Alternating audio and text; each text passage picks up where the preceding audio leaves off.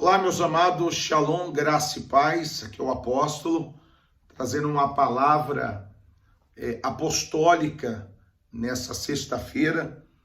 E hoje, 1º de setembro, estamos iniciando um novo ciclo. Se fechou um ciclo antigo ontem e hoje estamos no novo ciclo. Mas eu quero impartir com vocês uma palavra que o Eterno colocou no meu coração, que está aqui no livro de Gênesis, no capítulo 26, e no versículo de número 17, que diz assim: Por isso Isaque mudou-se de lá, acampou no vale de Gerá, e ali se estabeleceu. Versículo 18. Isaque reabriu os poços cavados no tempo de seu pai Abraão, os quais os filisteus fecharam depois que Abraão morreu, e deu-lhe os mesmos nomes que seu pai tinha dado. Estava meditando nessa palavra, que está aqui em Gênesis, no capítulo de número 26, versículo 17 e 18, que a Bíblia diz que Isaque estava em Gerá, e estando em Gerá, ele decide reabrir os poços que foram abertos pelo seu pai e que os filisteus haviam entulhado. Eu estava pedindo ao Espírito Santo uma interpretação desse texto e uma direção. E o que é que o Espírito de Deus trouxe ao meu espírito? Que muitas das vezes nós precisamos reabrir aquilo que foi entulhado, que fazia sentido para nós. Vou dar alguns exemplos para você que talvez hoje um desses poços estejam entulhado na sua vida, e talvez é esse poço que Deus quer fazer voltar a funcionar na tua vida. Eu lembro que quando eu cheguei na igreja, eu ainda novo, eu percebia que muitas mulheres oravam pela manhã. E mesmo sem entender o porquê tanta oração às 7 horas da manhã, eu comecei a ir a orar também, porque era muito perto da minha casa.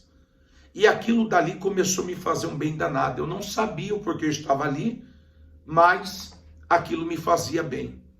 Então, quer dizer, o poço da oração, que hoje em muitos lugares foram entulhados, o Espírito Santo disse a mim: você precisa reabrir esses poços e colocar os mesmos nomes. Isaque, quando ele abriu os poços, ele colocou os mesmos nomes. Preste bem atenção.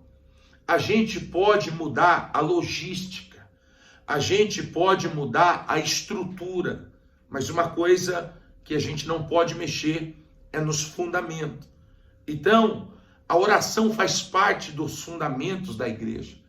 Um segundo poço que Deus falou comigo ao meu espírito, preste bem atenção, o poço do jejum. Eu via que muitas pessoas também na época, elas tinham a consagração e elas ficavam de jejum. Um sábado no mês, elas jejuavam em unidade.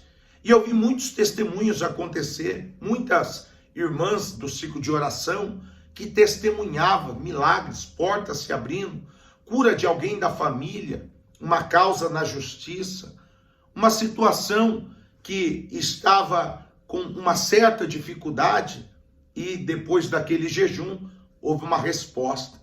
Então, o que é que eu estava percebendo? Que quando Isaque estava em Gerá, ele olhou talvez um pouco para o passado e disse: poxa, meu pai deu certo aqui, meu pai prosperou, meu pai cresceu, meu pai foi um homem bem sucedido. O que é que ele fez nesse lugar? Então ele se lembrou dos poços que Abraão havia cavado. Ele disse: então eu vou pegar esses mesmos poços que meu pai utilizava e eu vou tirar todo o entulho e vou dar o mesmo nome para esse poço. Preste bem atenção. Não é que ele estava querendo retroceder, mas ele queria avançar com uma estratégia diferente, mas usando os mesmos fundamentos. O que tem acontecido hoje é que muitas das vezes a gente quer avançar deixando os fundamentos. E toda vez que nós deixar o fundamento, a estratégia não vai dar certo. Porque a estratégia só dá certo se a gente continuar utilizando os fundamentos. E qual que é o fundamento? É a palavra, é a oração, é a vida de santificação. A Bíblia diz, sem santificação, ninguém verá o Senhor. É o discipulado. Quando a gente entende a importância do discipulado, de estar numa célula, de estar ali sendo cuidado, sendo tratado, sendo orientado, a gente está abrindo aquele poço e dizendo, eu vou fazer esse poço funcionar. Eu vou desfrutar desse poço. Então, a palavra pastoral, a palavra apostólica que eu tenho para você nessa sexta-feira, nesse dia 1º de setembro, é que você volte a